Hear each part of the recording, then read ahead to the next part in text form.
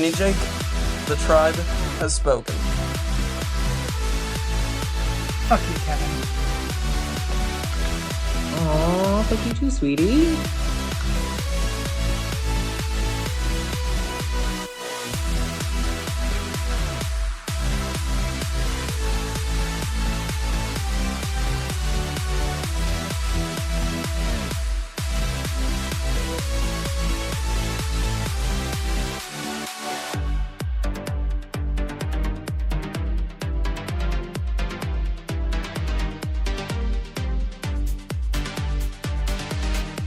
I'm JJ, one of the original Tribe of Nerds members. You can catch me on Marvel, Pokemon, and other gaming podcasts. What up? It's Josh, resident superhero nerd, but I also dabble in the occasional super villain as well.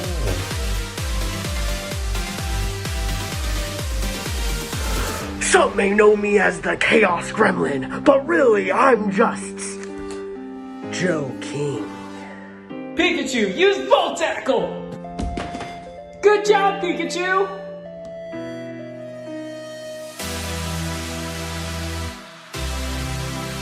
On the Tribe of Nerds. Have a cluckety-cluck-cluck day, Hugo. That might be the best line in the show so far. On me, hot lips. Gonna have to come down here and get it. No, so weird. That's what he gets Rena smartass. I love it. I love that it's dark and he goes, bitch. He would have been the first one out for me. Yeah. We know. I know. I just have to mention it. Oh, that must be Jesus. This line in the show. This is full of bangers. And this baby's made of chocolate lollipops, so if you'll excuse us, I'm going to flap my wings and fly off this island. Jeez, why is this episode have so many, why is it full of great lines? Notice she's alone because everybody hates her. God. She's feeding and kissing the dog. She can't do anything right. I know, she probably just diseased that poor dog. I'm Bernard. Hey everybody, welcome back to the Tribe of Nerds. Michael, Kristin, Kevin, and I are here for Season 2, Episode 4 of Lost. And it's some more emotional moments. And apparently everybody hates Hugo. So we'll talk about that. So, to get into it, Kristin, you have some fun facts for us? I do. So before I get to the fun fact, the numbers are there. There's a lot of numbers in this episode that they I did notice some of them. Libby says that 23 of them had survived. I noticed that one. It was the 16th week without a winner for the lottery. 8-piece chicken that he ate that he has to pay the company for. Saeed, this is the one thing I had to go back and check. He does say that the concrete is 8 to 10 feet thick, so there is the 8 there. And then this one is not mentioned, but there at the gas station you see a 4 on the gas prices. So it's a very thing. But again, we've said that they may not always be said. They're also in the background and things like that. My fun fact, shortest flashback of the entire series, 10 seconds. So shortest flashback that we get throughout the entire series of it being 10 seconds long. Nope. Of course, we're talking about where they were jumping back and forth there at the end. Yeah, and at the end there. Mm-hmm. That's it. That's all I got. Except for my Shannon hate. Oddly angry friend. We'll get to it. I have no idea why his friend is so pissed. Yeah. I kind of get an immediate reaction of you lied to me, you didn't tell me, and then you quit your job because you have millions of dollars waiting for you. I quit my job for you and I have jack shit. Right? So I get an immediate reaction of ugh! Are we starting at the end of the episode working backwards? What's happening here? Yeah, I don't know. Just talking about it. Yeah, apparently. Well, let's get into it from the start. So, Kristin, take it away. I just didn't want Kevin to go off on his rant about the lottery when there's so much to talk about. But yeah. Right? You know if I'm going on a rant, you know who it's about. Oh, I already know. There's going to be a long rant. It's going to be another one where Jake and I just sit back and let you two go at it.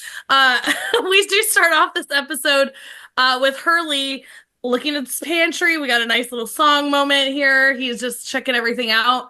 And he starts eating away at everything. We've got candy. We've got steak dinners. We've got everything that you can imagine. Sunday. Chips. All the good stuff. And then all of a sudden, Jin's there. speaking in English. Like, what's happening? I love the slow reveal that this is a dream. Like, right. And he's like, yeah. He's like, dude, you're like talking in English. He's like, no, you're talking in Korean. And then they have a whole Korean like moment.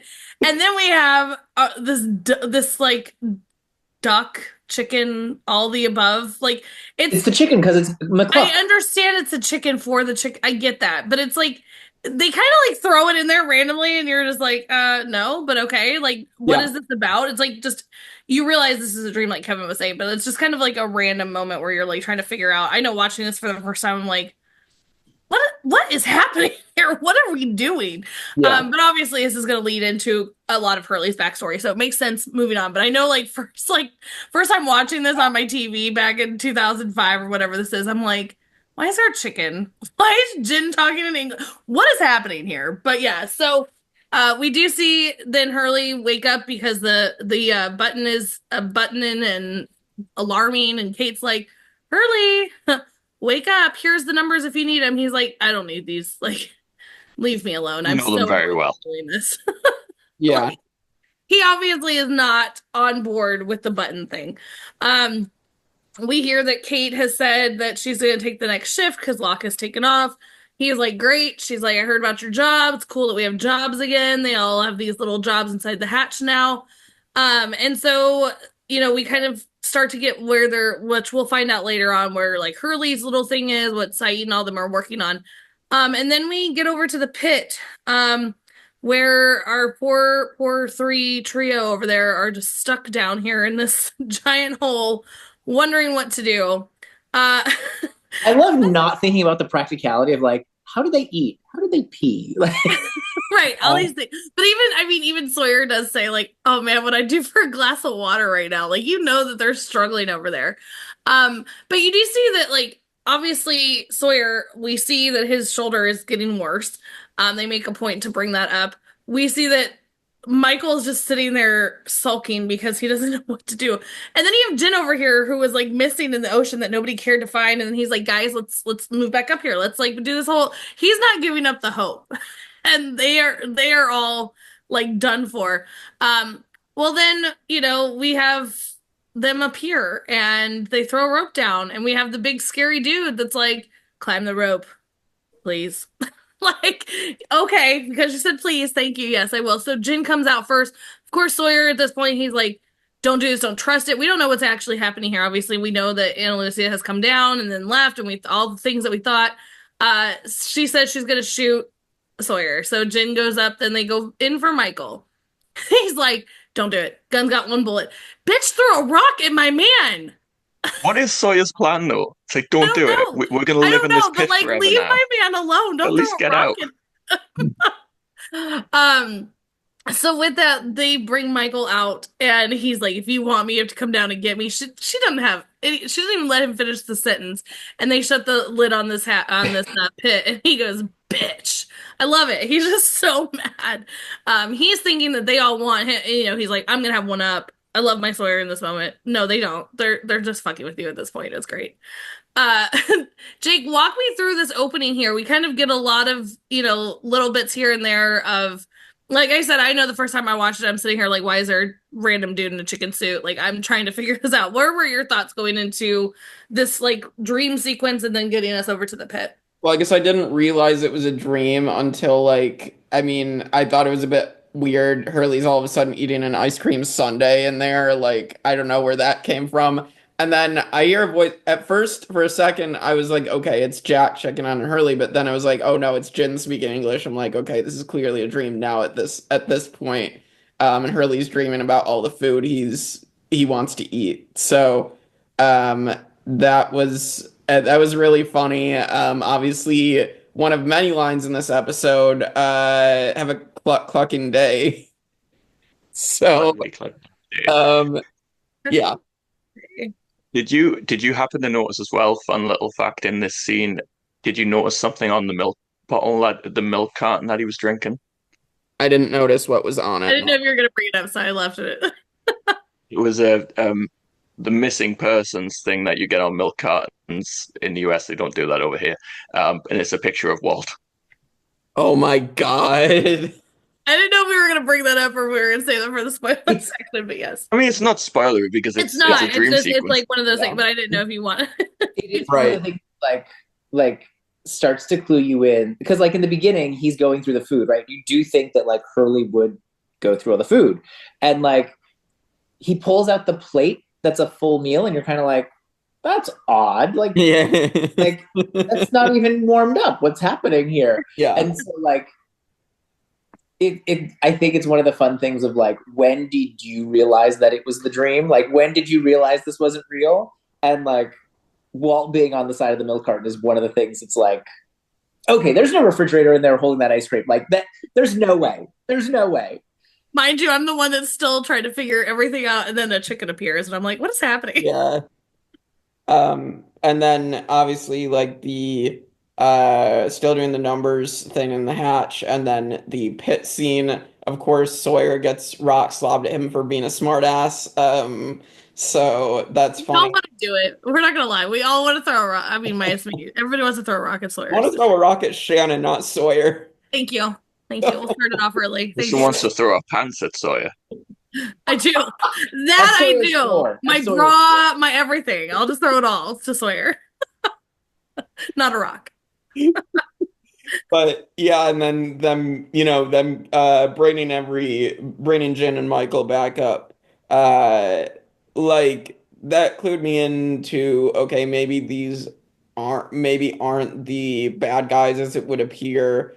That it seems that, these might be, because Ana Lucia's there, might be the people that were in the back of the plane. Like that was maybe part of my thinking, but I was still curious, because then I'm also thinking back to, when Walt got kidnapped, are these the people that were there when Walt got taken? So I don't know, there were multiple things going through my mind there. Yeah, I think that they do a good job, because I mean, we even left off with like the last episode going like, okay, she's the only survivor and they recruited her, or like we had so many questions of like, what is happening here? Like, are they using our tactics to try and worm their way in with us?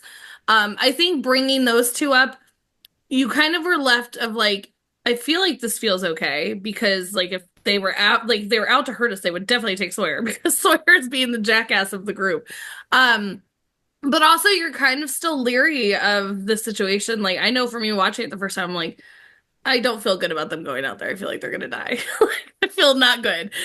Very scary dude has thrown them a rope. I mean, the please like makes you feel like this is okay, but I'm like, are they doing this to make us feel like this is okay, to then like just rip everything away from us in a moment? So I know for me that was kind of where I was at when I was watching it for the first time. I'm just like, I want to feel like this is okay, but it's making me feel very not okay. A scary dude, but he's a very polite, scary dude. Right. I'm trying to think back on 2005, 20 years ago. What was I thinking? I think I was just thinking at the time that like if one character gets stranded, like they're in danger, right? Like you watch The Walking Dead, somebody gets kidnapped, that character's not long for the show. But like three of them, I think three of them will be okay. Like I don't think I was ever like super worried about them. And I do think like kind of like writing wise, like we're meant to kind of laugh at like how they're kind of mean to Sawyer, right? Because Sawyer is such a like strong, jerky figure that like for him to have the door shut in his face before he even finished a sentence, right? Like I think we're meant to kind of like start to bring our guard down of like, okay, like this is all right. Yeah, I think, like I said, I think it's more, I was more leaning that way, but it's like, you still kind of have that unknown, right? Which is great about watching, because like, this is just the beginning of the episode. We have a whole episode to like figure this out, So it's like, they're like, here's a little teaser. Come on. Like, it's like, they're like winding us in with a fishing rod. It's great. We get off also our first flashback here. We see, listen, this is probably one of my favorite scenes of all time with his mom. I love his mom. But I mean, we've seen her in the past, but this one is just like over the top amazing. But we see her. I love sass. I love it. We see Hurley with the winning, like they name the winning lotto numbers. He obviously realizes he has it, promptly falls and passes out. I would do the same. I'm like, that's a lot of money. Mom comes running in. Are you okay? What are you doing? She's slapping the shit out of him. He's like, I slipped. She's like, you didn't slip. Is it your heart? Like, you're eating too much. Like, stop this shit. We gotta work on this body. Like, what are we doing? He's just like, Mom, I'm fine. Like, I work out. Like, I'm good. She is not having any of his shit. She is so, like, not about this right now. This whole, like, Jesus will bring you a car. Jesus might call. And then the phone rings. She's like, that might be Jesus. And then they still continue with this joke of she answers the phone. She tells him, hold on a minute. She goes, it is Jesus calling. What color car do you want? This is prime, like, amazing chef's kiss humor it's like this sarcastic smart ass moment of a mom that you would think like kid has just passed out. Like I know me, like my kid's passing out. I'm like concerned. Obviously, we have other issues. Like Hurley is a bigger person. Like she is probably concerned about his health at this point, and he's eating chicken, like from everything she's saying. But she just like at first she's worried, and then she's like, I don't care, you're fat. You need to get out of this house. Like she just like lays into him, and then she's like, "We got to call Jesus." That's her answer. So I love her so much in this moment. Jake, what were I want her and Sawyer to meet each other. Right? Just the back and forth would be amazing. Oh my God. I could sit there for hours listening to those two banter. Yeah, I thought it was hilarious, just her slapping him awake, and then being the concerned, sassy mother. Like I feel like some mothers would do that, but like it's also out of concern because you're trying to make sure your kid can get help to be healthy. So I totally get that as well. Yeah, for sure. It's that whole moment of Jesus calling, what color car do you want, has still to this day has me laughing instant. Like it's just crazy. Yes. Going back to the island, we obviously get Charlie and Hurley. He wants to know what's going on. Hurley's like, I don't know. I wasn't there. And he's like, dude, you've been out there all night. Like, I need something. He's like, I guess it's a bunker. And he's like, what makes you think it's a bunker? He's like, I don't know. Hurley, something, anything. You don't have to give all the details, but like, just give something to get like Charlie off your case here. Mm-hmm. He's such a bad liar too. Like you gotta give something. You gotta give some morsel of truth so that you don't have to try to lie. It like goes back to all the way back when he really finds out who Kate is about her being a fugitive, and he like she walks up and he's like, bye, and like runs away. It's like the most awkward thing. Like Hurley, we need you to get this together, buddy. We do see him and Charlie kind of have like a little fight. He's like, you're always lying to me. You told me you were worth a bunch of money. He's like, it's 156 million. He's like, you're gonna lie to the baby. This baby's made of chocolate lollipops. Like they're having like this feud. And he takes off. This is kind of the start where we are understanding kind of Hurley feeling this way of everybody's gonna hate me. That's when Hurley instantly goes to Rose. We bring up that Rose is back. Rose is like island mama out here. Like we see that Charlie has gone to her after the Claire situation. They have this moment. She's very like comforting and loving. She's out there just doing laundry. She's like living her best life. Like their laundry for 40 people. This is constant. I wouldn't even say best life, but she's just living life that needs to be lived. In her world, it's her best life right now. She's she's just unconcerned with like the rest of the goings on. It's just like, well, I'm just going to do the washing. Right. Listen, wherever we are, this needs to get done. She's like, the others are coming, whatever. I mean, like, I think it's a white day. Like, we gotta watch the white. Like, no, the darks are tomorrow. The plot of the show is happening around me, but I don't really care. I'm just gonna do what I need to do here. Exactly. Gotta love a good Rose. Two baskets. One is lights, one is dark. I'm glad you picked up on that. Anyway, so he does enlist Rose to help him. I do love that he brings Rose down here, and Rose is like, I was literally just trying to do laundry, and now I have to deal with all of this. I don't even know what this is. What is happening? Where are we? He brought me out to the jungle, to this metal door. There's things happening. Jack's obviously pissed, but like, hi Rose, but get out kind of moment. And then he's like, it's a big job. Like, I need help, like whatever. So we go into the pantry. He needs to inventory everything. And then the button starts beeping and she's like, what's that? He's like, don't ask. Just don't ask, Rose. He's so over it. But like, it's also like Rose, obviously she like somewhat doesn't care, but she's just like, what is all of this? Like, just a simple question. But like, even they're like, don't ask. She's like, okay. Again, we bring up that she doesn't care. She's like, okay, what? All right, what are we doing? Give me a pen and paper. Let's go. And this is why I love Rose so much. Is like we've said like already just in this episode, she's just so unbothered by anything. Like she's gonna ask the question, but if you don't give it to her, she's like, okay, on with my day. Like let's continue. But also we do see that Claire is on her walk. Where we knew that because Charlie had the baby, which is why the baby's made out of chocolate lollipops. But during her walk, she stumbles upon the messages in a bottle for home that was on the raft. She picks it up. Obviously, we know that the raft is blown up. They don't know these things, but now this messages in a bottle have come back. Jake, what were your initial thoughts here just of seeing this bottle? Do you feel like, obviously we know that they're fine because they're not fine. They're in a pit, but Sawyer's still left in the pit. But walk me through what, like, in you're watching this, like your mind of them finding this bottle and kind of getting the idea, because we know that Shannon, when she lost the dog because she's useless, saw Walt. So walk us through. It's going to start early.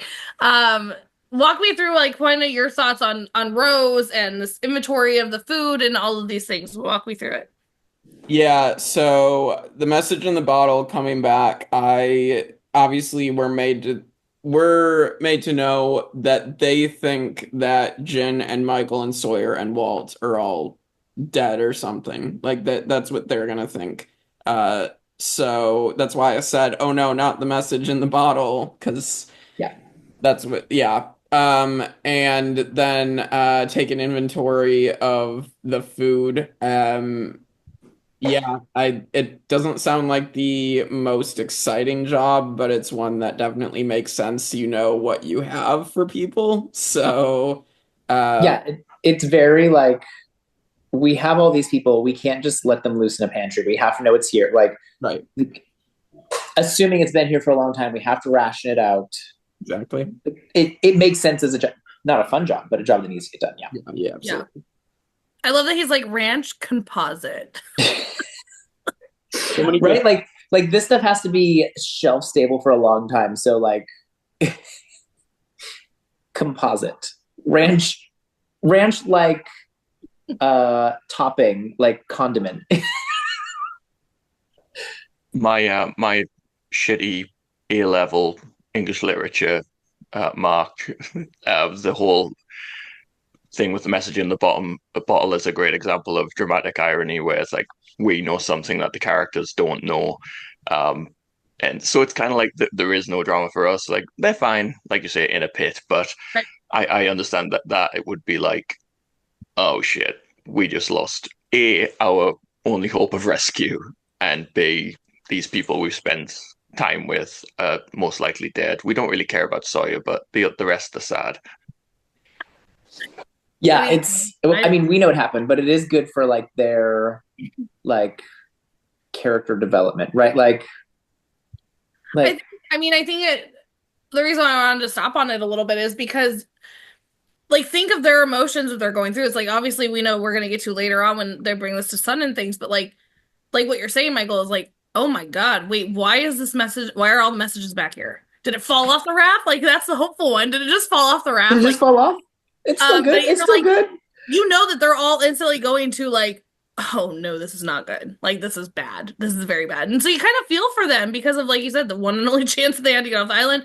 Are these people dead? Like, you know what I mean? So you just kind of go through their emotions, but it is fun to be like, you're screaming at your TV, they're okay. Don't freak out, So. Like, what do you do with them? It's me, I just like bury them. It's best people don't know. Yeah. Yeah. Well, which we will see. Yes.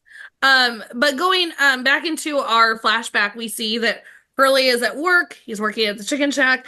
I'm sorry, Mr. Clucks, not the chicken shack, but Mr. Clucks.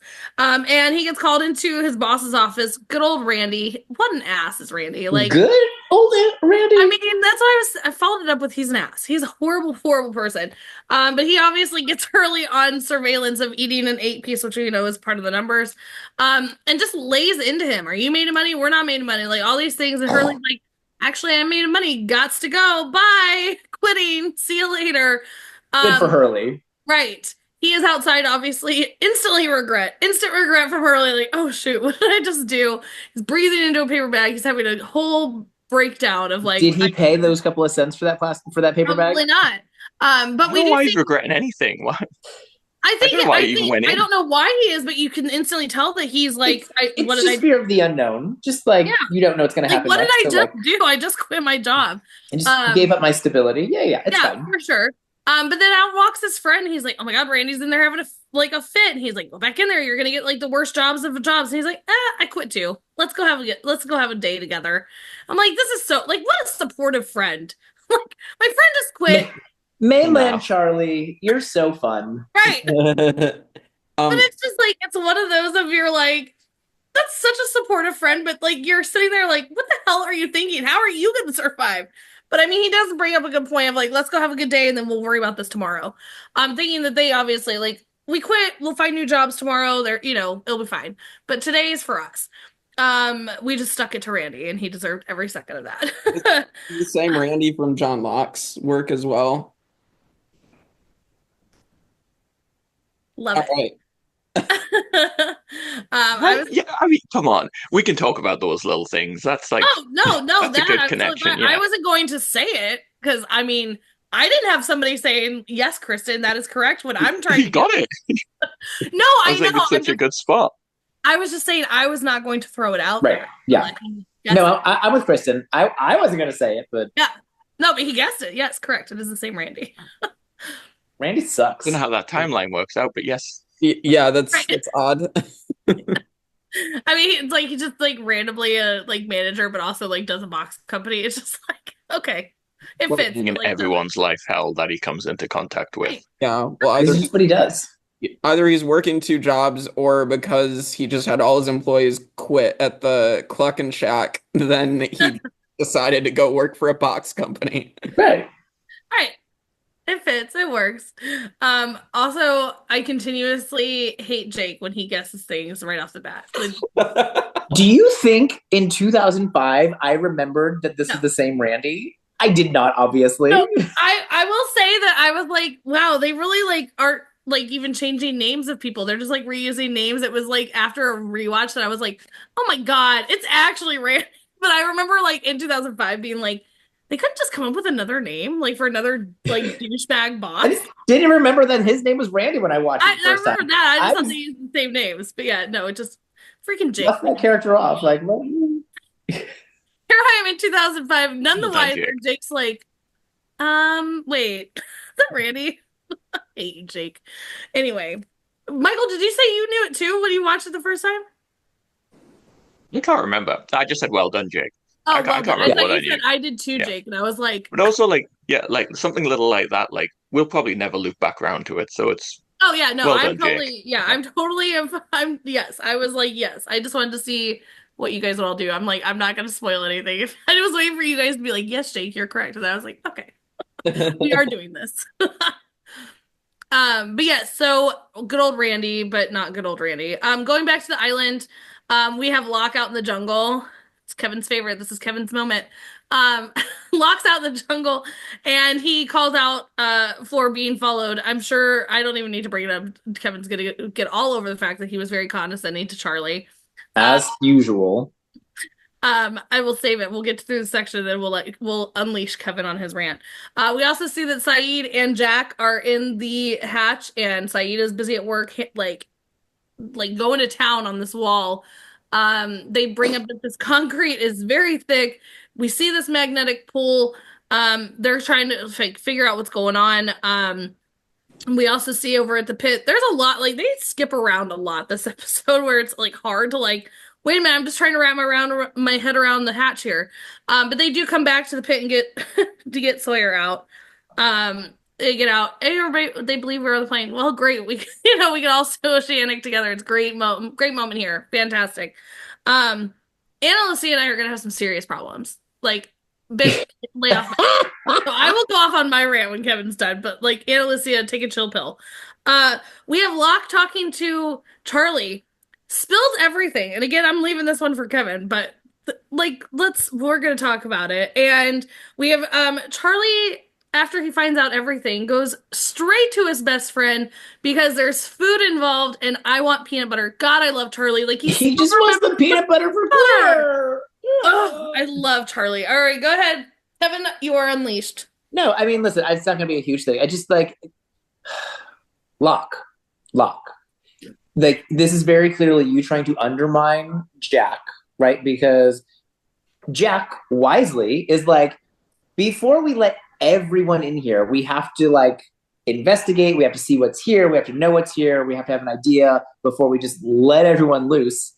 And Locke, rather than at the time being like, actually, I think we should do this or that, right? He's just like, okay, sure. And then he goes behind Jack's back and he's like spreading rumors so that people will do exactly the thing that Jack doesn't want them to do and be mad at Jack for it. It's just bullshit. I mean, it's typical John Locke manipulative bullshit, as usual. And the condescending to Charlie, like, oh, I thought you noticed we were walking in circles. Like, he's just following you. You're walking in circles. That's just funny. He's just messing with him.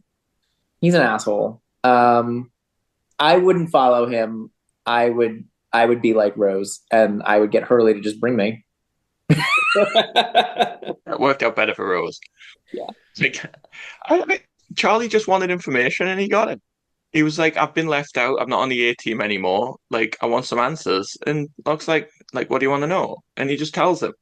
I don't think he was a dick in this situation. He's absolutely a dick, as usual. Kristin? Defend me, Kristin. I have I can't. Just once. I can't do it.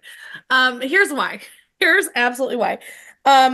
This is gonna be the first fuck you, John Locke of the episode, because here's where I get really, really irritated with Locke, is because he literally, okay, let's take this back, had it be such a secret about this hatch that Boone died for it. Okay, let's not forget this. Who cares about Boone? I'm not talking about Boone. I'm talking about he wanted this to be an absolute secret. No one could know. He drugged Boone the second he wanted to bring it up to Shannon. Like, he was adamant that this had to be a secret. He did not want anybody to know. Now all of a sudden, Charlie walks up. He's like, I need to know. And he's like, oh, you know what? Let me tell you everything that we're not even going to be talking about right now. Everyone knows about it now. Right. It's undermine Jack. Like, that is, I think it's a dick move that he wanted this to be a secret. Now the secret's out. And now Jack wants to keep it a secret. And he's like, you know what? Let's just spill everything. I don't care. It's fine. Exactly. I don't think it's that big of a deal. I'm with you, Locke. Until 40 people all find out this information and storm the hatch, then what? So what? They're all together. Yeah, but they don't know what to do with anything yet. They don't know about the stupid computer. We got food. There's like, who knows what else is down there? We got a freaking giant. We don't know what's in this hatch. We need to evaluate this. We need to make sure it's safe for people. We need to make this is a bunker that one person was living in. Like, how are we going to fit 40 people in here? He didn't He's just telling him. He's not inviting everyone down there.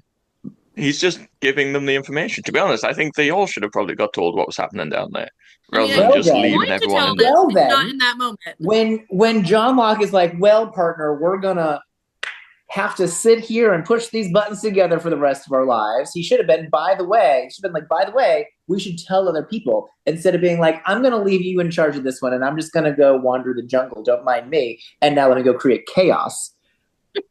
He set up shifts. They are going to tell everyone. He just jumped ahead a little bit. He's setting up shifts. He's setting up shifts on his own. That's his job. Upon himself. He took it upon himself. That's his job, to write down on paper who's going to work. That's his job. Yes. Yes, he's the shift organizer. That's the job he's got. If you are gonna be a leader, then be a leader. Don't be undermining the other leaders and causing chaos. Jake, he's not causing chaos. Help us out here. Where are you at? Are you on Michael's side or on our side? I already know it's fine. You never know. He might have a moment. I don't know. I'm conflicted whether or Take not. That. Like, I'll take that. Like, whether Locke is being a little manipulative. I think he is. I think he definitely a little. But I also think I don't know. I think people have a right to also know what's going on. But I also get it from Jack's perspective. If you have a stampede of people that are all rushing into the hatch, that's not good either. So I see both sides. I do think everyone should know about the hatch. I do think it is a good place. Like it's you protect you But from they the didn't elements. say they never once are we led to believe that they're never going to tell these people. Right. Like, Yeah. let's get this. Can I just say, That's true. he didn't call like a town meeting and be like, I'm taking control. I'm going to tell everyone about this hatch. Charlie followed him and he was just eating a mango. And he was like, what's going on down there? And he was like, well, I'll tell Charlie. Like, it's not like he called this whole thing like, I'm going to tell everyone just to undermine Jack. He just told Charlie. I feel like we're way too harsh on It's that. just Charlie. It's just, Yeah, it's just Shannon. How about that? It's just Shannon. I have to say this. He hasn't killed Charlie. He just told him a story. For poor Michael's defense, the fact that we are all always so hard on John Locke, and he literally, Jake was like, I could maybe see both sides, and he got so excited. He was like, I'll take it. I'll take it. It's like Stockholm Syndrome, this podcast. For the purposes of the show, it is a great writing device that now you have Charlie. Listen, in terms of like the overall story, yes, this makes sense. It's the sure. Fuck you, John Locke. That was it. You were just trying to say something semi-positive. So excited if that was it. Then you had to throw it in there. It's great. All right. One more thing on this little section to get things semi on track. The whole scene with Jack and Saeed in the hatch as well. It's like a little thing where it's really interesting where Saeed's talking about the metallic wall and Jack tests out the key thing where it's magnetized. And Saeed says it's all concrete. And the last time he saw anything like this was Chernobyl, which is pretty scary. Like, they've already seen a quarantine thing on the door, and now there's something concreted in that's got some kind of energy emanating from it. Like, that's concerning. Yeah. Yeah. I agree with you. I mean, that would literally send shivers up my spine to be like, okay, well, maybe we should abort this mission because I'm good. I don't need anything that's coming out of Chernobyl to come at me when I'm trying to push a button or sleeping. I also cannot let this moment leave without calling out Ana Lucia. I think this girl needs a chill pill. Why are you so angry? Listen, I understand that there's sexual traction, tension here, but you need to let that sexual tension out in other ways other than beating up on my man. And we need to take a chill pill to quit being so angry. Okay, like let's just because he even like he's like, if you hit me again, I'm gonna kill you. And she's like, okay, I'm down for that. Like you want him. Like let's just get this out there. Stop hitting him with your sexual tension. I have to throw it out there. Yes, Kevin, with your stupid tiny hand. Listen, we don't know why she can't chill. We don't know what happened to them. We do know at the end of the episode. Sexual tension is the We problem. do know at the end of the episode. You're projecting, Kristin. There was 23 of them, and now there's like 5 of them. So maybe that's why she's such a hard ass. Maybe that's why. Maybe it's not sexual tension. Maybe it's I'm keeping these people safe. It's definitely we're back together, Kevin. We're back on the same side. Yes. Nope. It's definitely sexual tension. She needs to let it out and stop hitting on my man. Leaving that section and Ana Lucia hitting my man.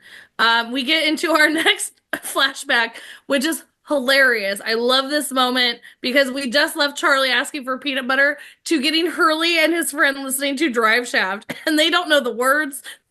They're having living their best life, and then his friend goes Drive Shaft, more like Suck Shaft. God, if they only knew where they'd be later in the future. Easy, like how much stuff comes into play, like that ties into everything, and so wow.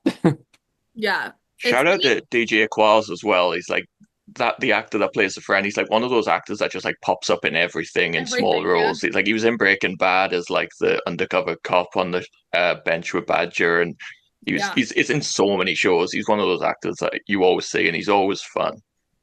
Yeah. I mean, what's crazy is like obviously people would probably know. We know that Kate way back from the first episode in the pilot, she's like, you were in Drive Shaft. No way. Like people are gonna know Drive Shaft. This is like your even the best or the worst one-hit wonder bands, like, you know of these people. So, like, it's not unheard of that they would be listening to his music at a record store. We do see that Hurley goes up to his crush, Darla. My crush too. Good grief. How many crushes do you have on this show, Michael? Jesus Christ. So many. Just in life. So many. But yeah, so we do see that obviously he asks her out. She says yes.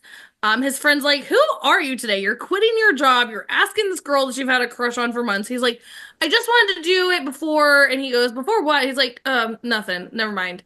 And I mean, obviously we know that he has not told anybody. He didn't even tell his mom that he won the lottery. Like, he didn't even tell his mom. So we know that he is keeping this a secret. Obviously, I mean, I would want to probably, like, establish things before people knew that I won the lottery to make sure that they are real. Like, you know what I mean? Like, we don't need gold digger Darla. We want, like, legit Darla. We want, like, good Darla. So, I can understand everything that Hurley's feeling in this moment. Jumping back over to our lovely island here, we have them going underneath the hatch to try and get through this concrete. Definitely not working. There's no way around this. We do have Sayid and Jack bringing up this Chernobyl thing and, like, what are we gonna do about this? Like these pipes are hot. How are we gonna tell people? What are we thinking for this hatch situation? Most likely what normal people would do, talking about a plan to move forward with the hatch instead of just going and randomly throwing random stuff out there. But, you know, teach their own luck. We do see the shower scene, which I'm sure is every man's dream of seeing Kate come out of a shower wet. And she drops her bra. Like, she had a moment. That was so intentional. Like, people are like, she actually dropped her bra. No, she did not. She did not. She's like, let me just throw my bra down. Hi, Jack. I'll leave the shampoo for you. But they did have like a very Leave the shampoo for you with your buzz cut. With your buzz cut that you don't need. It is a very cute moment though, because they have not think about this. No food, no shower. Like, this is like they're surviving. Like, they're having a survivor moment. And so, like, we see it on Survivor all the time when they get their first shower with the trickling water out of a pipe. Like, they're so excited. So, yeah, she's all about it. You know, she's like, here's a shampoo, go have a shower. Like, as bad as it may be, go have the shower. We do also get, Michael brought it up, they have their own little hatch on the other side where she's doing some funky little, like, knocks on there. And then we also get Claire and Shannon coming up to Sun in the garden with the bottle. Claire was like, I found this and we want you to figure out what to do with this. Shannon, looking like such a bitch as usual, begrudgingly throws in the most aggressive way bottle towards Shut up. What are you doing? What are you doing here? Listen, joking? when you do stuff like this, you cheapen the fuck John locks. I need you to get it under control. It's more fun this way to look back when I actually say these things and watch Michael's face where he's like all in there and then I do something crazy like this and he's like, hell. Just inventing begrudgingly. Like, I don't even know what Shannon did here. If Shannon could possibly do it. Take two, try again.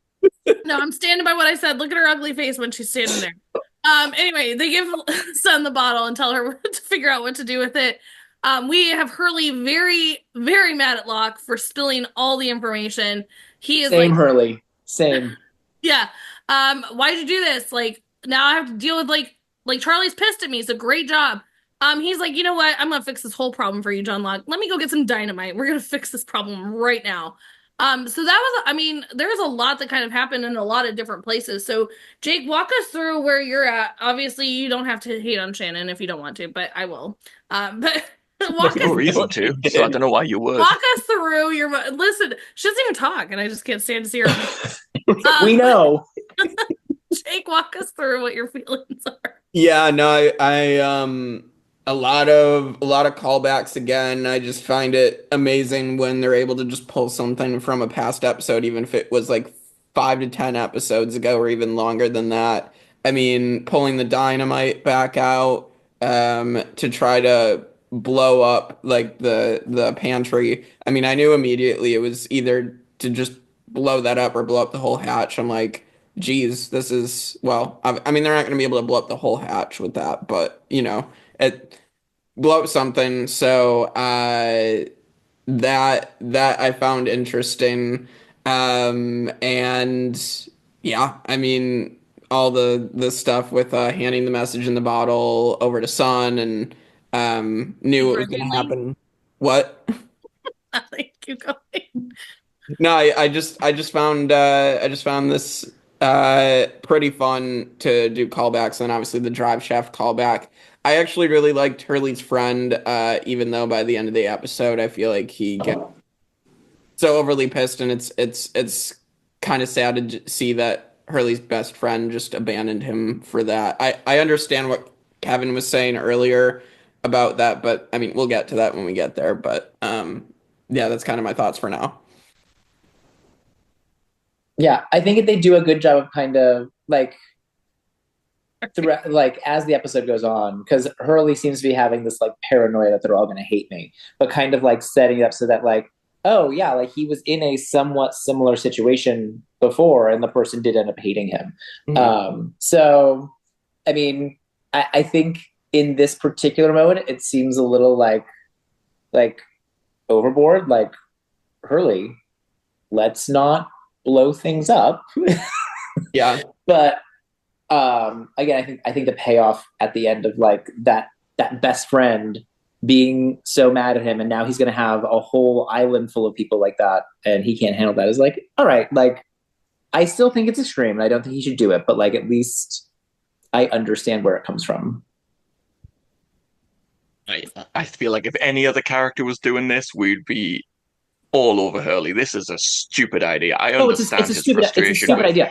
Like, not just in terms of danger. Like, these people are starving. Even if like you're going to blow up all the food on the island because you don't want the responsibility. No, Hurley, this is not it. Yeah, like, no, it's definitely a bad idea in every way, shape, and form. And like, props to Rose for coming in and just being like, hey, what you doing there, big guy? What if we take a step back from that dynamite? Maybe we don't do this, right? The sun's getting real low. Oh my god! No, like he obviously should, but I think yes, it seems extreme, and I think we're meant to be like, what the fuck, Hurley? But then to have the at the end of the episode be like, oh, that's why, like character wise makes sense. It's still no. Listen, if John Locke did this, obviously would have hated on him. Jack would never do something like this. We don't have to worry about that. Obviously, if Shannon did something like this, Kristin would be all over it. Shannon would do Glad you mentioned Shannon. Stupid. So, can we just say that Claire found the message in the bottle? Who did she go to? Supposedly the person with no friends. She chose to go to Shannon, clearly. Shannon wasn't with her. So she's built some kind of relationship with Shannon where she's like, hey, I'm going to tell Shannon about this. And then her and Shannon go to Sun because it's the right thing to do to let Sun know that, hey, your husband might be in danger or something's happened to the raft. We thought you should have these. This is a lovely moan from Shannon. I will not have it tarnished by a bitter hatred of this character for no reason. She's done nothing to deserve it. What are we doing here? Yeah, I also would like to point out that I think that Claire went to Vincent instead and the hurdles you'll jump through. No, I mean I agree. I think that we're starting to see. So Shannon is obviously like the manipulative bitch off the island who like always gets her way and like is constantly tricking Boone. We're now on the island where like roles are reversed and like she's not able to do that anymore. And now Boone's gone. And so we're seeing this like more like person who has to be on their own and like has to build their own relationships. And like we're seeing more of that. And she is obviously like, what was her and Claire's connection before this? But like, who did Claire trust to be like, hey, what should I do with this? So I think that we are seeing like Shannon, instead of just being the like valley girl she's presented as, or the manipulative mean girl that she was off the island, we're starting to see like, oh, this is who this person is when you strip all of that away. So Rose got such good takes, Kevin. I also think that she probably would have gone to Rose, but Rose was busy. So I mean, there's that too. She probably would have gone to Scott if he wasn't dead. Right. I think basically what I'm getting at is everybody else was busy and had no other option but to then go to Shannon. I also think it's cute that they walk up like Claire's holding the baby and Shannon's walking the dog, and they do seem like thank God she hasn't lost him this time. They're like the nice girls, right? Like, yeah, it's very like caretakery. But again, it's like it's when you finally everything is stripped away from Shannon. Like, who is she? She's taking care of a dog and she's helping the lady with the baby, and she's helping this woman who probably lost her husband. Okay, right? you're Like using the word help way too like loosely, and that should not happen when you're talking about Shannon. I'm surprised. Help is a stretch there, Kevin. Help is a stretch. We're gonna get off the Shannon thing before Michael has a coronary. But with that, we're going into what it then turns into this back and forth, where we get the shortest flashback ever. And so basically we're back with Hurley and his friend. We are playing a prank on Randy with the whole cluck you with the gnomes. We've got him to promise that nothing will ever change. Then we jump back to him with this dynamite and being like, I can't let it happen again, Rose. Like, I can't let any of this like go down like this. We're back to where they get to the gas station where the news crew and Hurley's like, we should probably leave because he knows what's going on. Friend does not. He's like, oh, let's find out what's happening. Personally, I'm sorry. I would not be jumping out. Like, what if somebody just got shot or something? I'm not jumping out here, but whatever. We go back. We live in Florida, Kristen, so we might have a warped idea of like, what could be happening maybe, at a gas station. Maybe. That's not something that would cross my mind. Yeah, see, like Florida messages. You jump out, Gator ate somebody, you know, all the things. Exactly. We go back. Rose is like, bro, I need you to take a chill pill. Like, we need to like calm down. Let's not do this. Rose being her very calm self. Anybody else, I think if it's not Rose, like, Hurley, stop! Like, they start panicking too. Rose is a very calming person. We see Hurley back in the car looking at the lottery numbers, his friend running up and be like, dude, somebody won the lottery. Hurley back over here on the island, like going, they're not pissed at this person, they're pissed at me. And this, like, he's going through kind of the situations that we see have led up to what happened to him like pre-island. And then we do see where his friend finds out here because they're like, wait, that's the guy that won. And the news crew rushes the van and his friend's sitting there looking like, why didn't you tell me? And I think we're all going to have maybe different views on this situation. So I'm going to stop before I go into our final piece of it all, of why this friend is so upset. So Jake, I'm going to start with you. Like, where are your thoughts and feelings on this situation of the friend? Are you somebody do you feel like it's justified for him to be mad? Do you not understand why he's mad? Like, where are you at? Where would Jake be in this situation? In this situation, I think I'd be a little mad of getting lied to, but I don't think it'd be a situation where I feel like I'd be really mad at the moment, but then I'd probably get over it. I wouldn't actually end the friendship over this because I don't think it's something to the level of how his friend ends up seeing this. So I feel really bad in this situation how his friend just ended their friendship over this, but also I understand with the fact that he ended up quitting his job because he thought he was supporting Hurley and that they were both in the same boat. So, all right, Michael. I feel like Hurley 100% would have given him money. Like, I don't know why he was so pissed in that moment. Like, he absolutely would have helped him out. Like, they need to have that conversation. I totally understand why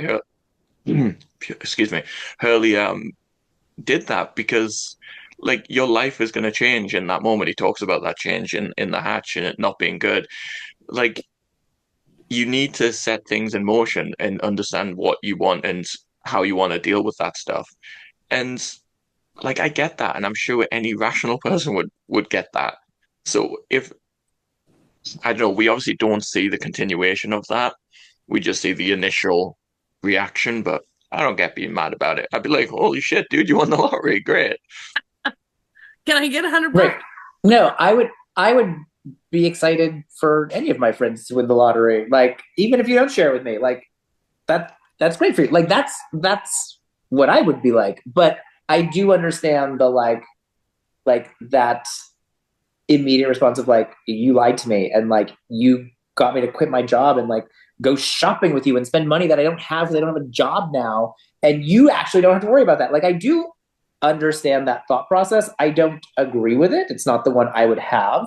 And I do think like, yeah, Hurley's gonna share. Like, of course he is. Like, but like, we know that about Hurley. We can say that about Hurley, but like, I don't like, this is his work friend. Does his work friend know him like that? Like, and is Hurley like that now at this point in his life? You know, like, we don't like, it's easy for us to say like he went too far. And like, I would say he went too far, but like, I think it is within the realm of possibility that someone could react like this. So I don't hate him for it. I do think you see the parallel of it. And you see the triggering, like the mental break that he has of just like, I can't do this again. I can't do this again. Right. And like, that's why you're sitting there like, okay, well, let's not blow it up, but like, let's just like, it's okay, buddy. It's okay. We're just going to walk away from the dynamite. we're just not going to touch it. We're going to cut that wire real short. We're going to walk away from it. And I get where they're coming from. None of them do the things that I would do personally, but I get where they're coming from. Yeah, where are they going to put are they just leaving the dynamite in there and put it in that crawl space underneath? There's lots of concrete around. It'll be fine. Yeah. Pulls another Chernobyl, yeah. I feel the same way as you all. I mean, I don't necessarily understand why it went to such anger. I want to say that I don't know if it's necessarily anger from this friend. I think it's more hurt. Like, it's more of like this, I quit my job for, like, Kevin, you did say, like, you got me to quit my job. Curly didn't. Right. So he did quit voluntarily to, like, show, solidarity. Couldn't talk there for a moment. Solidarity with the quitting under somewhat false pretenses, I guess. Right. And then it's like, I don't know, they've been friends for a while. Like, he mentions like, you've been crushing on this girl for months. So obviously this isn't like just like we hang out, work friends. This is we're friends kind of situation. Because I don't know any other work friend that would just be like, yeah, I'll quit my job too because of this random person I work with every Monday, Tuesday, Wednesday or whatever. So are you kidding? I've heard you talk about your job. If one of my friends quits their job, I'm gonna be like, "Juices, me too." I think it's, for me though, I think, like I said, it's more of a hurt situation that he's feeling here. And I think very justified. But for to basically, from what we're getting from Hurley, be like, that was the end of their friendship. Bro, let's stop with the dramatics. Like, have a conversation with Hurley like the next day. Like, to be like, you're an asshole. Like, why didn't you tell me? But also, can I get $100 because you gave me $2 yesterday? I would like more. Like, So, what do you think, Oreo? Would you stay friends with Hurley? Oreo's like, no. Oreo's like, no, I'm out of here. I'm out. That's for the worst. Anyway, so getting to our ending, I didn't touch on this earlier, but I do want to bring this back up because Michael brought it up, and so I kind of want to do this like, Jake, what are your thoughts on it before I go into our fun little montage of happiness, if you will? We do hear that Libby had told them that there are 23 people that survived and they get into their hatch, and there's not 23 people. And they're like, thought you said 23. And she's like, well, there were. I left this purposely because I kind of want to get your thoughts because, I mean, is this going to be another Randy moment where you're right and I have to hate on you in the spoiler section? Or is this going to be Jake has no idea what he's talking about? So hopefully it's the latter. Let me hear your thoughts. What do you think happened here? Oh boy. Well, so these were some people who got blown out of the back of the plane. Like they said, like, we're going to talk about Bernard. We obviously have Ana Lucia. Like, some of these people were there. I don't think all of them, obviously, like Libby and the other guy who gave them the rope. And so I'm going to say part of me is like, what if it's connected to Russo somehow? But then that was 16 years ago, so that's probably not it. I'm thinking like the shipwreck there, but then I don't know. Russo was forced to kill them all, so I don't know. I'm wrong on that. I think this one I'm just gonna have to see how it plays out because I have no idea. I will say I see COD to anything you just said, but yes, let's watch it play out. Yeah. I don't remember what I was thinking in 2005, so I don't know that. And I obviously know what happens beyond this moment. So like, I don't know that I can even say anything because I don't remember what I was thinking enough to say, well, here's what I thought. I think I was so like, where is this going? I remember specific. I will say this because I remember being on the phone with my friend after this episode aired, and I remember being like, "They're probably in the other room." Like, I don't understand why they're so upset right now. I remember us like on the call, like being like, "Why are they so stressed out? They're probably like in the other room." I'm not understanding. Like, I remember us vividly just having this conversation of like, well, obviously they're in the other room. So, yeah, I don't know. Michael, any other thoughts that you had? That you want to share, that you can share? I'm nervous now. I know. All right, we'll move on. Yeah, I remember just thinking like, oh shit, what happened to these people? Like from 23 in that group to like what are we down to, maybe 6? Like not great times. Yeah. I do think it's funny to see the juxtaposition of the hatches that they found, right? Because while it is retro and old, like there's places to sit and eat, and like there's a whole pantry full of food in this one, and that one doesn't even have lights, right? Like they're using fire to light up the like. I do think that's like a fun like, what the hell is going on? Like what happened here? Right. Yeah. Well, for Jake's sake and everybody that's not watched Lost, you'll just have to wait and find out. For the rest of us, we can talk shit in spoiler section. With that, going into our music montage, beautiful moment at the end here. We have Hurley telling Jack, like right before we get set out, he's like, "This is how it's gonna happen. It's my decision. You put me in charge." And Jack's like, "Okay. All right, Hurley. Yep, sure." So Hurley starts going and giving away food. He's the life of the party, if you will. He's bringing everybody their stuff. He, of course, gives peanut butter to Charlie. Thank you. We're about to get this moment. Michael even made a joke that Charlie's about to get laid tonight because he's bringing peanut butter to town. The moment that they stop in, because they're obviously going from, like, you can kind of see that they're showing everybody in the camp. I love that they do stop on this moment where Claire's like, she's just like laughing, you know, and then he hands her and she turns around. She's like, and like we get nothing. We get no voice because of but she's so excited, and then she's sticking her finger, and you can read her lips. She's like, it's so good. Like she's so happy she finally gets her peanut butter. But same this lovingly, the rest of the scene is on Pornhub. Right. No, but I mean, we do see, like, after she says that and, like, hands it over to Charlie, she gives him this, like, beautiful look of where Michael would be like, yes, he's getting laid today.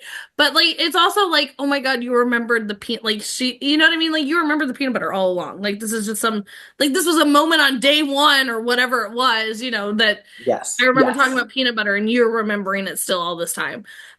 We, of course, again, go back to everybody, like, panning around. Everybody's so happy. We've got Kate and Jack doing their stupid flirty thing. We've got everybody just so happy, except for one. There's one person that's not so happy, and we do see Sun. This is where the emotion starts. She's burying this bottle. She has decided, we're not going to tell anybody. We're not going to tell anybody. I'm gonna suffer with this.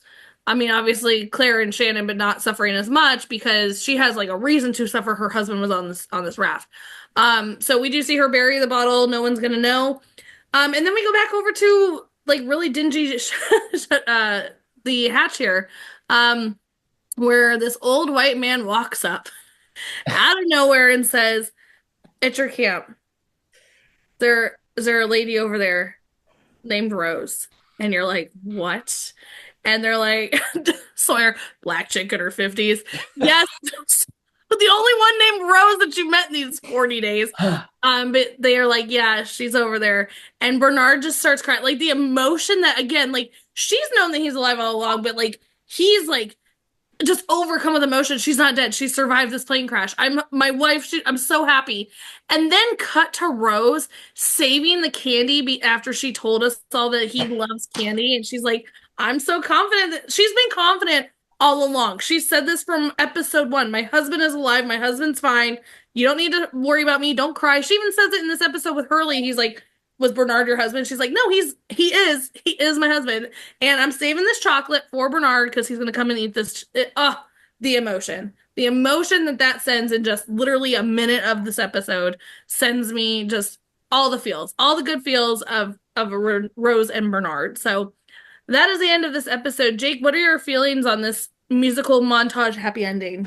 Well, adorable with Charlie and Claire and the peanut butter. The moment obviously that we're gonna talk about is with Bernard, and as soon as he opened the door, I was like, when did they get another guy that looked like Arst? Because I thought like they pieced him back together. Yeah. So that's what I thought at first. And then he walks over and asks about Rose. I'm like, oh my God, it's Bernard. And so yeah, that was an awesome moment. And the other question is, how does Rose know he's alive? It seems like, again, now we have like 4 people who have special powers of some kind. It seems like Rose, Walt, John Locke, Hurley, like all these people have some sort of sense or some sort of power. I don't know. It's interesting to think about. So yeah, just she never doubted for a single second. Like he's alive. I'm gonna keep him some chocolate. I remember freaking out that the actor who plays Bernard is the doctor who loves Fonzie in the episode of Friends where he's delivering Phoebe's babies. It's like I remember just being like, it's that guy. That is, I am too far removed from Friends to remember that reference. I know exactly what Michael's talking about. It's great. It is. But also Bernard's been in so many, like, he's kind of like the friend that appears in so many shows that you're like, oh my God, every time I see him pop up in a show, I'm like, it's Bernard. It's Bernard. So. I love Rose and Bernard. And I love that, like, I love, again, like the two things side by side, because she, since the very beginning, has been like, no, he's alive. He's fine. Like, don't feel bad for me. My husband's fine. And like very cool, calm, collected about it. And you see him, we meet him, and he did not have that same reaction. He was not like quietly calm and sure. He was unsure and he was very concerned. And like to find out that she's alive is like he's overcome. Like it's just so sweet. I love them. I do also like, I love Sun. And so for Sun to be like, I'm not going to let the rest of them like worry about this, be burdened by this. We're going to bury it. And we're not like, listen, should you bottle up and bury your emotions? You should not. But do I appreciate when someone does? And like, as part of their character, like that's part of who they are, and like observing that happen. Oh yeah, that's great TV. And then yeah, the ones that like when someone says they don't like Charlie, when I see somewhere online in online discourse you don't like Charlie, I'm like, who doesn't like Charlie? He's getting peanut butter for Claire. What do you mean you don't like Charlie? So it's a good ending. You get all the positive, like happy feels, and you get the like the sad, brokenhearted feels, and like the sweet, like they just love each other. Let them be together because they love each other. It's great. It's great TV. We got it all. Yeah. Michael, was there something else you wanted to add? I didn't mean to cut you off when you were doing your thing, and then Kevin went off on his thing. Was there anything else you wanted to add? I'm sorry. No, I don't think just the whole scene is really sweet. Like, yeah, I love Rose Bernard. Can I just say, like, I feel like I've said this a couple of times now, but I just can't believe we're talking about Bernard. I can't believe how quickly we're getting through this. We're talking about Bernard and Jake's right there. Yeah. It's so crazy. Yeah, it's awesome. No, go ahead, Jake, sorry. Yeah, no, I'm just very interested to see how things continue to shake out more. Yeah, no, I think there's this moment, like, I mean, we see it all the time in like the news and stuff of like, you know, parents that are on the news of like, my kid's missing. It's okay. I know that they're still alive, or I just know that something happened to them. I know that it's not good anymore. We have that. I mean, there's just that feeling that you get, I think, with a lot of things. And so for Rose to have this feeling all along, it's kind of that like man of science, man of faith, where they're all like, okay, tail section definitely broke off. Your man is not alive. And she's like, it's fine. It's fine. It's that faith. And she brings it up several times. She brought it up with Charlie. You have to have a little bit of faith. She's brought it up with Hurley, it's going to be okay. She's calming him down. So again, just love Rose. Rose is amazing. Love. So that's it. Favorite character, least favorite, and All right. rankings. Let's get into it. Yeah. Favorite character, I'll go with Rose, because we got her back in such awesome fashion. The way she's able to talk to everybody in such an endearing way and everything, just very good character now. I hope to get some flashbacks with her because she's just a sweet lady. And least favorite, we'll go with Randy because he can cluck off.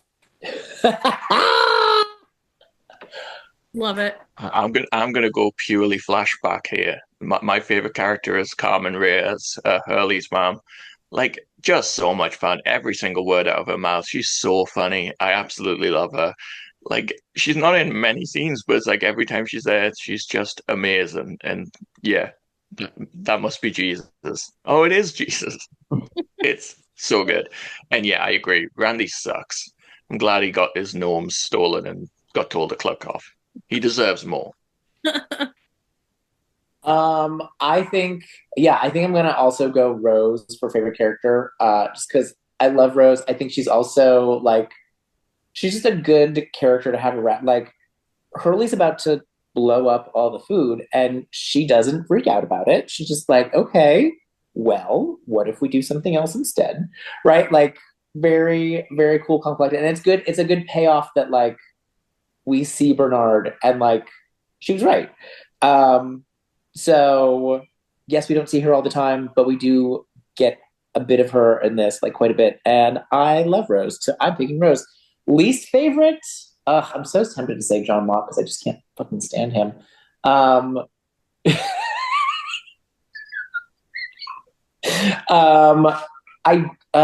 don't know if I can. Yeah, fuck it, John Locke. I don't like him. Well, and here we go, Kristin. Come on, then. Why is Sawyer your favorite? Why is Shannon your least favorite? I also love the fact that you are never as hard on Kevin as you are on me about the hate that we have for your favorite characters. But it's okay. Because I understand Kevin's frustrations with Locke. I do. Your frustration with Shannon is just based on... But I understand it. Shannon, you just hate Shannon and she's done nothing to deserve it. I'm surprised Kristin hasn't made a fuck Shannon sign. Oh, I have several actually. Won't give her ideas, Jesus. No, I already have them made. It's we fine. have too many. We have too many fuck character signs. We got fuck John really, Locke, other fuck than Susan. losing the dog and being a bitch to Sun here in this moment. So I don't need it. Anyway. So you guys already probably know where this is going, but it's not actually going to go that way. As much as I would always love to make Sawyer my favorite and Shannon my least favorite, it's not the day for it.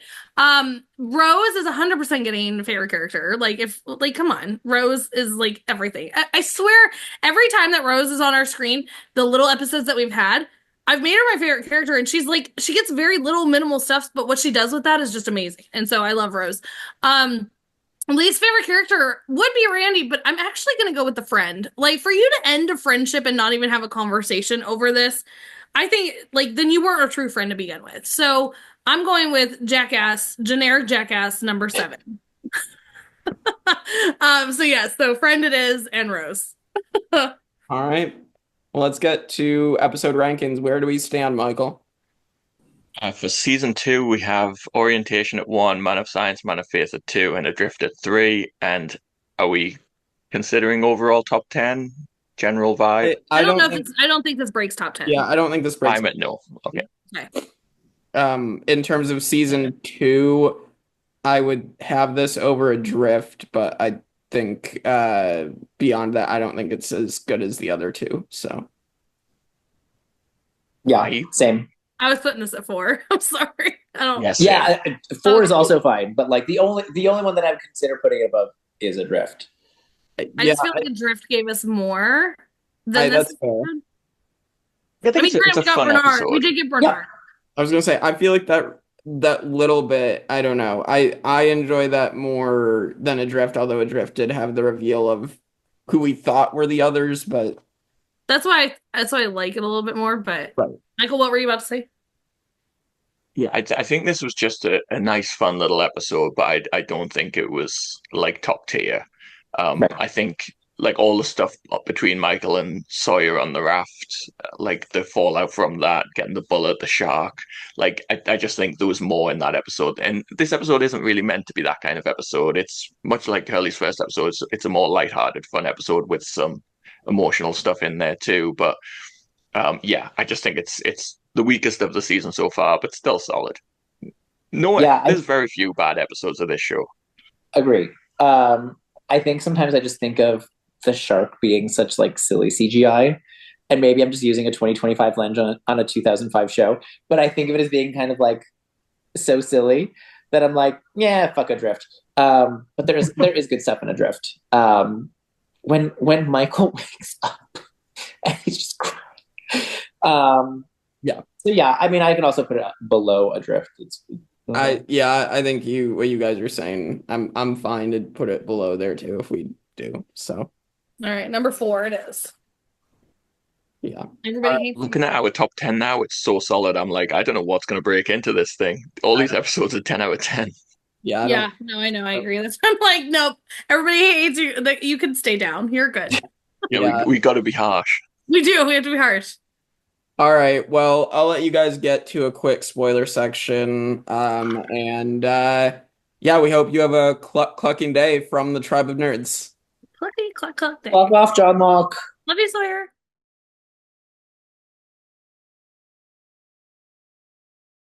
All right, hello everyone. We're back here for the Tribe of Nerds after Jake.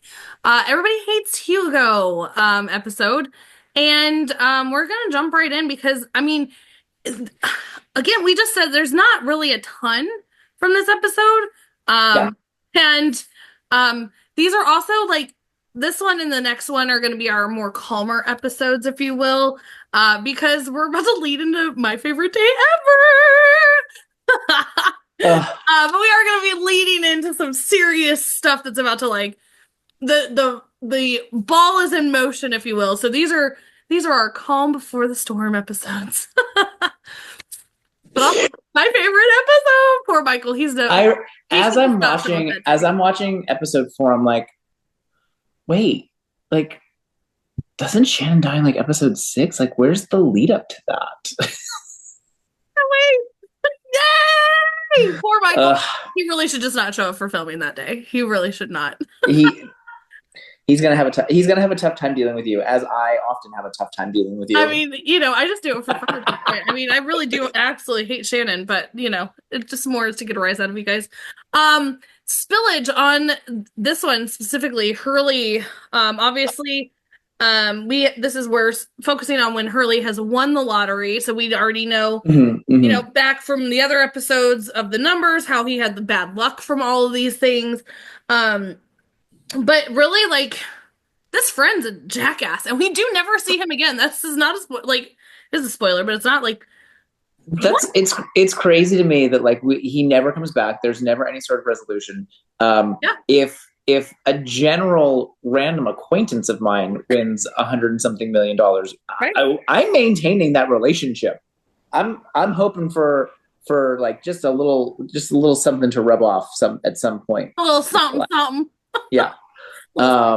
So yeah, it is weird that he never comes back. There is no reconciliation of any point of any kind. Yeah. He just is gone. Just a dick. Just a dick. Also, we have Claire finding the bottle. And we know that the raft blew up. They're all being led to believe that they're dead. They're not. They're just hanging out with the tailies. Yeah.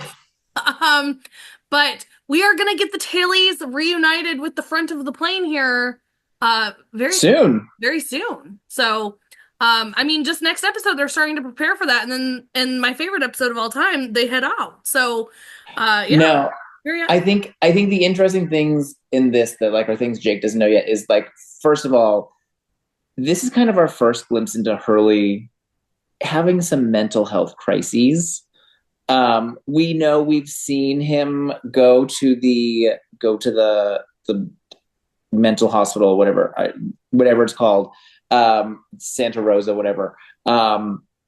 He's gone there, and they seemed to know him, and he seemed to know, and like he did say to Jack that like I was in a mental institution, right? So like we know that, but like, and that's coming up in I believe season 3, where we or maybe I'm pretty sure. But like we get Dave.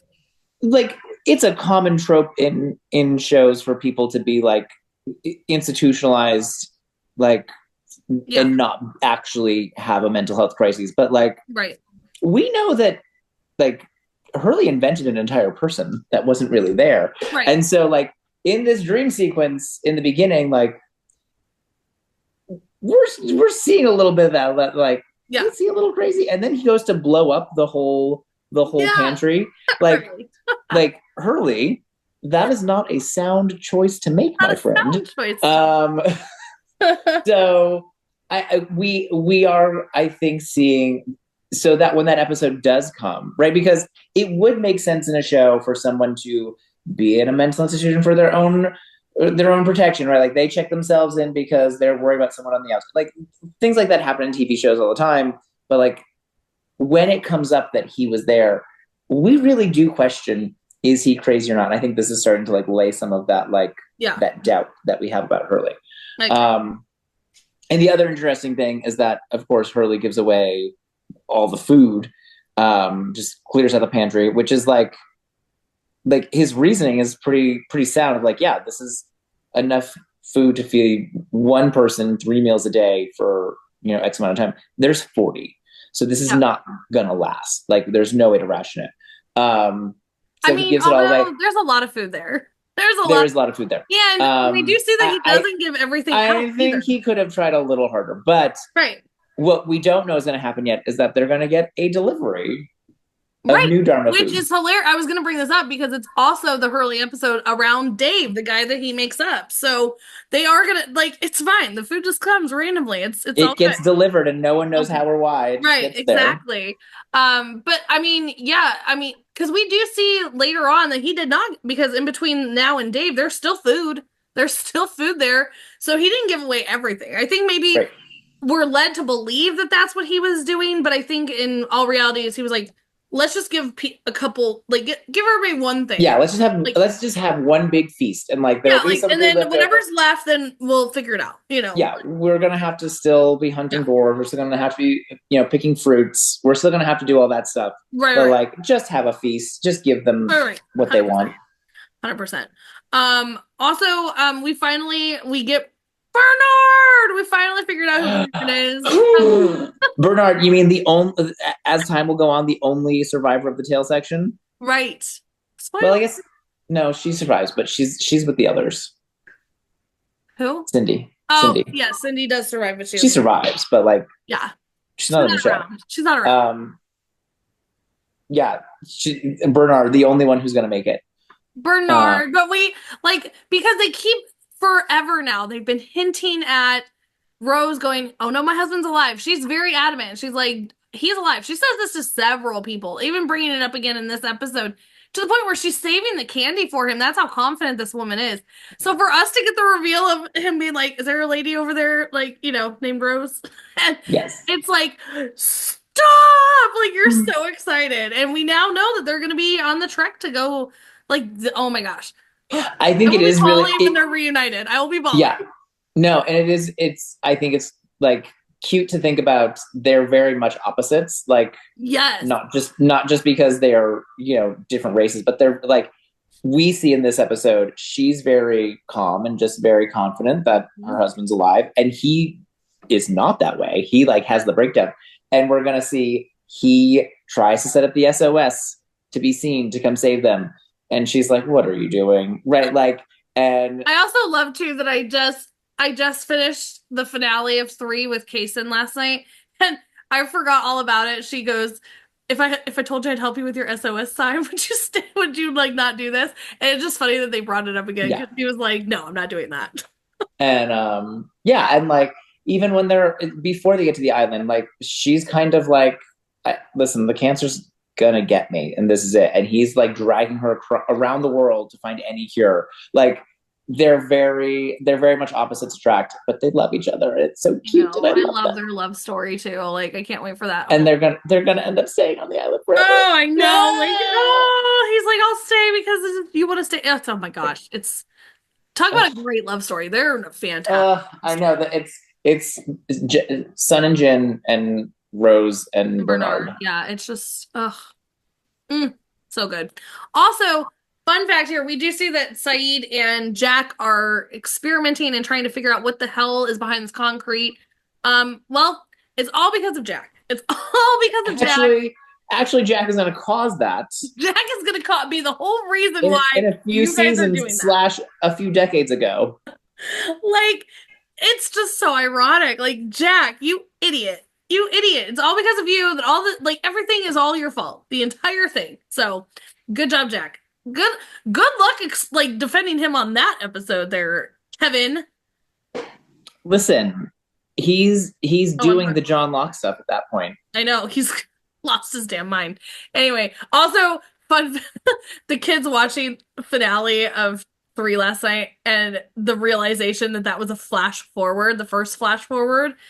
Oh, can't wait for Jake to like get the same, like their jaws are on the ground. They're like, so yes, hopefully we're going to get the same reaction from Jake and not an eyebrow raise, but not just the eyebrows, but like a whole facial movement. Well, yes, if you saw my kids, then yes, that's what we're hoping for.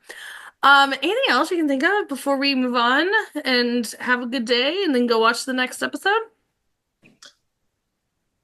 No, like I said, the things that stuck out to me were just the like Hurley is a little crazy and they're gonna get more food. So like for now, don't panic about it. Right.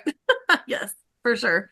Well, with that, like, comment, subscribe, all the things. If you're gonna comment a spoiler, like spoiler, a lot of room because Jay can't help himself. But also like let us know if you're agreeing with us in all of our fights. Tell us how wrong Kristin is for hating Shannon constantly. No. Tell us how wrong I am, even though I'm not, for hating Locke.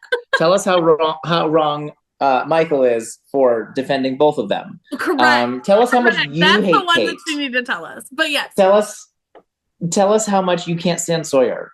Whatever it is. Never. No one would ever say that. But anyway, tell us whatever you need to tell us. We look forward to it. We'll read some of these things, the comments out on the podcast and everything as well. But with that, we'll see you guys next time for the next episode of Lost. Bye. Bye.